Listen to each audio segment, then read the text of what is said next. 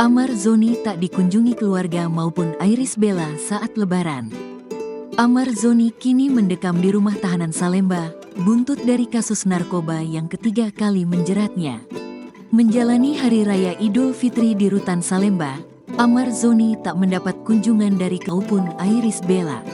Hal tersebut disampaikan oleh kuasa hukum Amar Zoni, John Matias, melalui video yang dikirimkan ke awak media.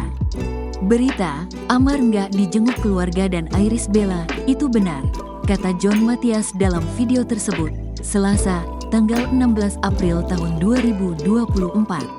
Setelah kami konfirmasi kepada petugas lapas rutan Salemba tentang tamu-tamu Amar itu nggak ada. Baik dari pihak adik-adiknya, keluarganya, maupun dari pihak Iris Bellanya, istrinya maupun anak-anaknya, terang John Matias. Amar Zoni merayakan Hari Raya Idul Fitri bersama para tahanan lain yang juga tengah menjalani masa hukuman di rumah tahanan Salemba dan para petugas di sana.